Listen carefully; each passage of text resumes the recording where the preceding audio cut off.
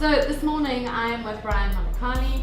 Brian is the chairman of the International Heavy Haul Association and he's the general manager capital planning at Transnet Freight Rail. Good morning. Good morning, Philippa. Thank you for having me.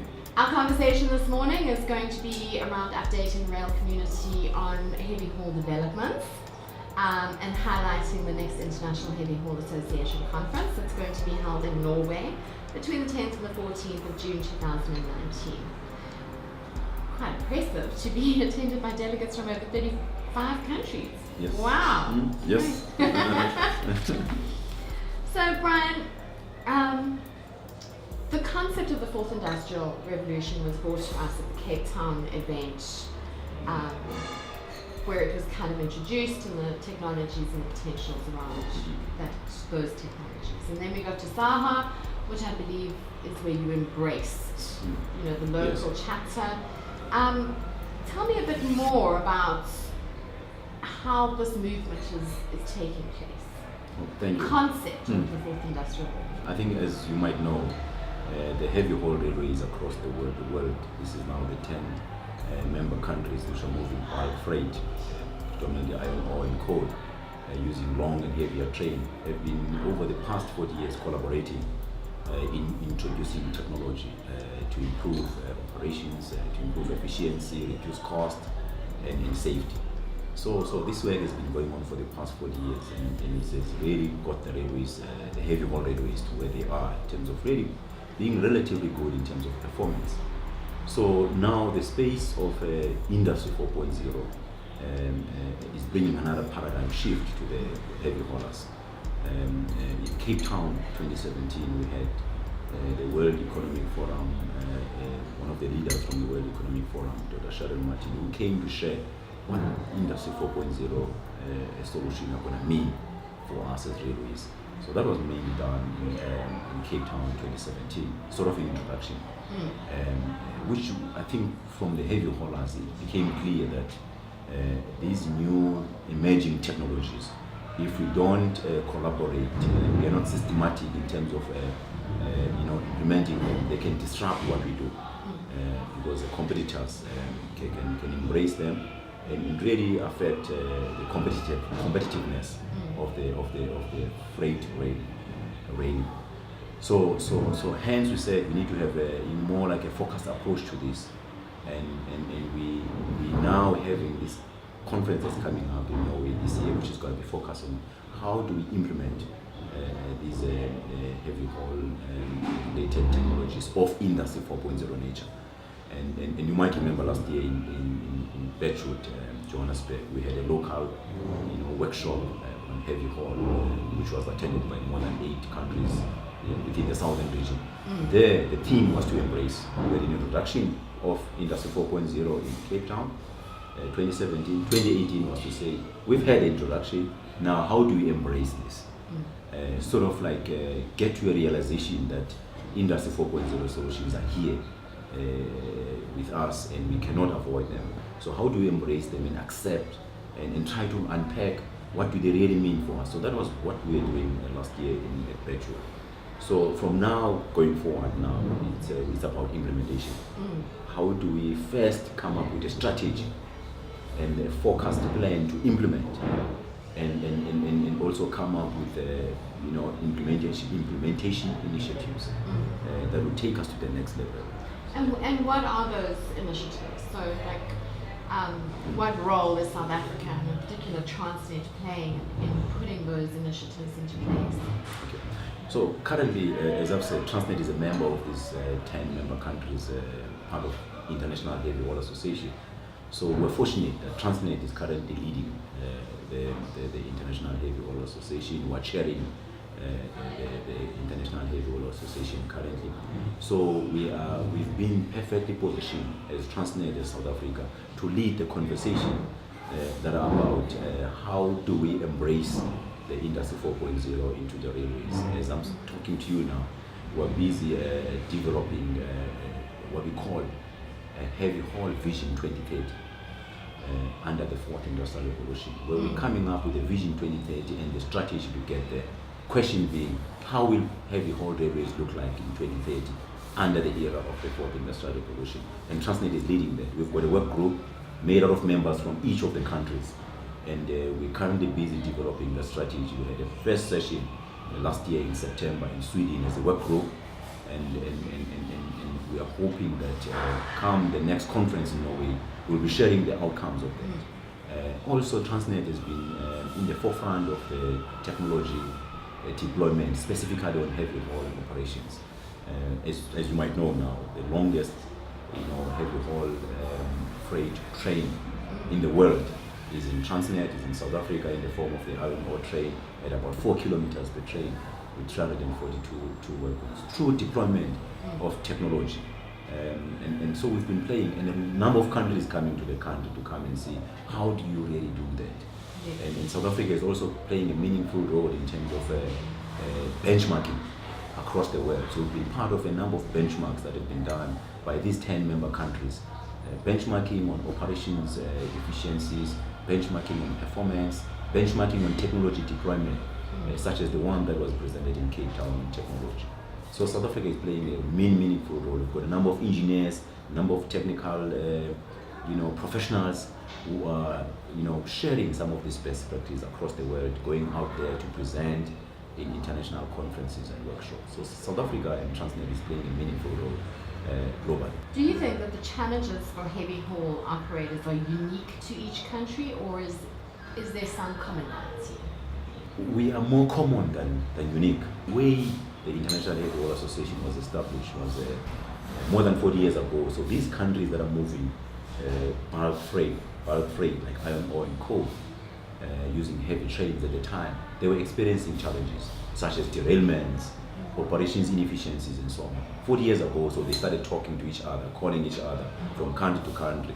So are you also experiencing the same thing? And so on and so on. There's a meeting in Perth that was organized to say, okay, let's meet as heavy haulers and discuss these problems. So when there was a meeting 40 years ago in Perth amongst these 10 heavy haul countries, they established that our challenges are common. We're all experiencing different derailments, and the reasons for the derailments are common. For example, we are all experiencing challenges as far as running longer trains.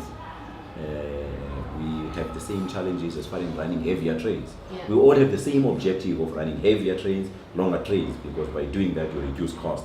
You're moving more volumes per train, which reduces your cost, obviously. But then the challenges are common, especially of a technical nature. So they are more common than being unique. So do you think that like our rail in Africa has been limited? I mean, we talk about running heavier, longer trains. Yes. Africa has mineral deposits that are quite significant, and heavy haul lines in Africa would actually be the answer to some of the unlocking of that value chain. But currently, how do they get to the longer, heavier trains when you've got axle load limitations, speed restrictions? I mean, the rail is old. Yes. Like, what are your thoughts on that? So I think there's a big scope for applying the heavy haul principles, operating principles on the general freight, non-heavy haul railway lines, more lighter freight transportation. There's a big scope because technology is technology. If you're putting a sensor on a heavy haul line versus a non-heavy haul, technology doesn't see the difference. So you can apply those principles right across the other areas such as monitoring, the maintenance standard, the operating standards can be applied right across. There's a very big scope to do that. Because that will improve efficiency, safety, reduce cost of the rest of the railways. So now we need to fix the foundation. So your point is so valid. We need to fix the foundation, which is why I think most of the African countries are embarking on what they call rehabilitation program of the railway networks. Because you need to bring back the existing railway networks closer to original design level first. So that is important. This talks about replacement of the equipment that is beyond its life, that has been damaged by the historical derailments. So there's that major focus, such as countries like Zimbabwe and Nigeria and so on, to actually revive their network. So that needs to happen, and there are programs to do that. There's funding that is required, which is being organized to assist in rehabilitating the existing networks. But the critical thing is, in your process of rehabilitating the existing network, you need to apply best practice. Absolutely. So there's a big scope of saying, don't just rehabilitate the network. In your process, make sure that you use best practice, so that when you take it back to original levels, it's better than it was before. And also what we are saying on top of that, to increase capacity, improve safety, and improve efficiency, there's a scope of applying the best practice of heavy haul systems. And this leads me to my next question. So, and part of those best practices and operational efficiencies, this is part of the SARA and SARA MOU that was signed last year. What is the traction? What traction have you managed to get there? What are the next steps? Yes. Sign the piece of paper. What next? And then what? We are working with the Southern African Railway Association. This is now South African Heavy Haul Association with Southern African Railway Association. What we are doing is we've established a collaboration at a technical level. SARA already has a technical committee which has been existing, which has got various chapters within, such as the team that looks after the rolling stock aspects, technical aspects of the rolling stock, which is locomotives and wagons. Yes. There's a team that looks at signaling. There's various technical committees within, signaling systems, operations principle, and so on. So what we have done now is we are combining the efforts between those technical committees and the SAHA. SAHA by nature is all technical, predominantly. Yes. So this is the point of view of strategy and also implementing technical solutions. So we're combining that so that we form one group which is supporting the bigger SARA umbrella in terms of their initiatives. So what we're going to be doing is in March, we're planning to have a technical workshop in March, which will have members of SARA and members of SAHA, where we're going to be discussing what does Industry 4.0 means for Africa. So that's the first question. Because as I've mentioned, the world is moving globally. We're looking at developing the vision 2030, and so the question is, what is an Africa vision, which could be aligned to the global vision? So that's one of the issues that we're going to discuss, to look at what does Industry 4.0 means for African railways. So that's one. The second one is exactly the point that you earlier mentioned, to say, how do we make sure that we improve the existing railway system? And in the process of improving it, improve it such that it is taken back to original design, but most importantly, we're using best practice on that. How do we ensure that we can enable seamless movement of trains from country to a country, just like what is happening in Europe? You can move from east to west of Europe on a train, or right through. So we're trying to actually introduce systems like that within the African continent, starting with the Southern Africa. So how do you have freight trains moving from one country to another seamlessly? So we're going to unpacking some of those aspects during this workshop and put together technical teams to work on either improving the standards or introducing new technologies and bringing the best practice right across the world to make sure that we can improve that. And the aim being that by the time it's SARA conference, which is in May this year, that this technical group will be able to go at SARA conference and report back on the progress, to say these are the steps that we have taken and these are the next steps.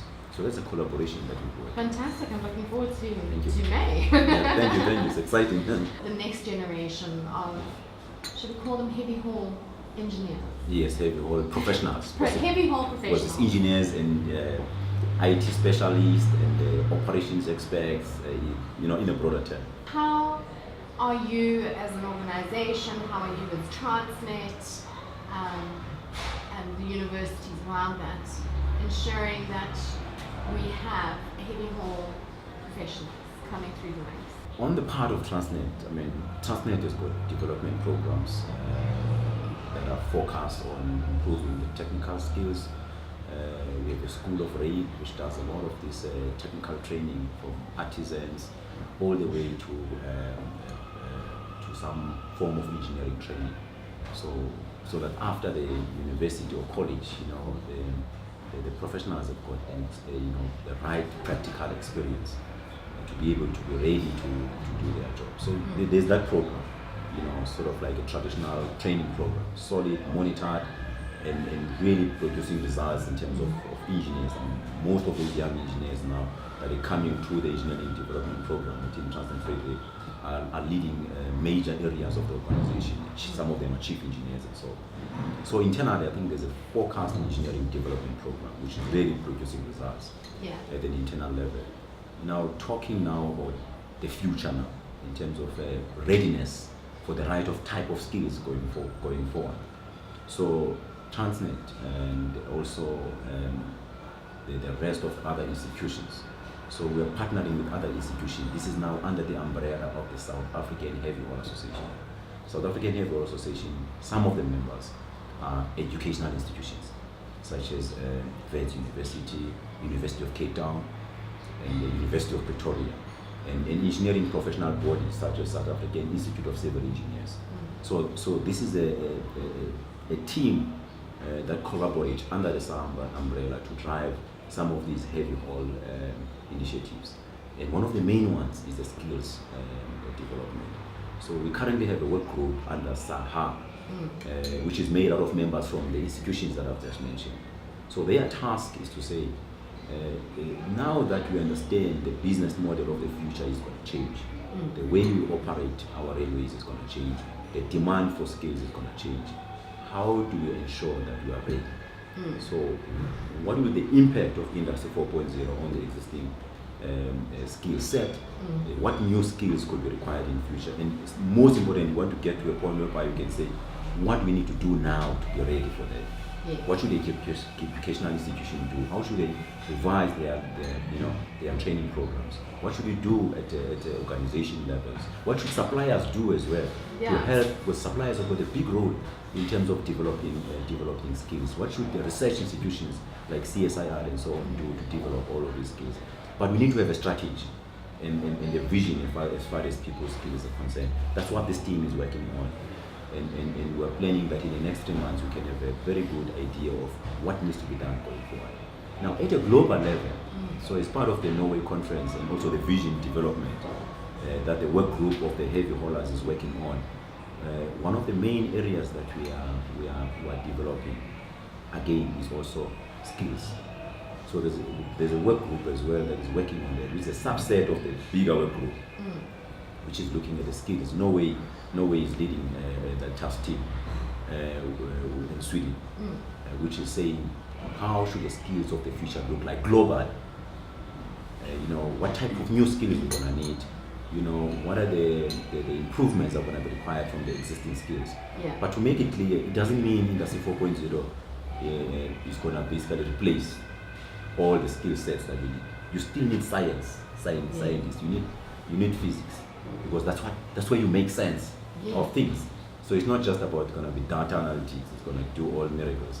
You still need strong foundation science development, and now we need to complement that with Industry 4.0 type of skills, such as analytical skills, and automation, programming skills, being able to do algorithms that can, do the manipulation of data and tell you predictions about the future. So they're the type of things that we need to work on. So it's not just the local problem, but it's a global problem. But the good thing is that I think railway industry is one of the fewer industries that are collaborating and really trying to have a consolidated view about the future, strategy about the future.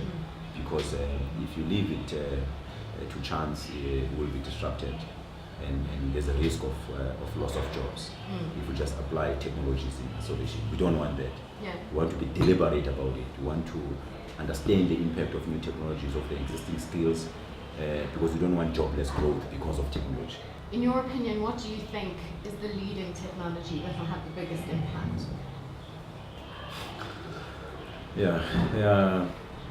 Possibly not just one leading. I'll just mention maybe one or two that, personally I believe will make a big impact into the future of the railways. Artificial intelligence, I think will make a big impact into the railways, of which, if I can make an example of a subset of that being the machine learning.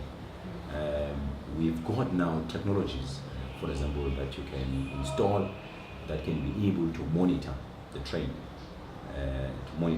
So it's like a measurement station. Australia, for example, has got this type of a system.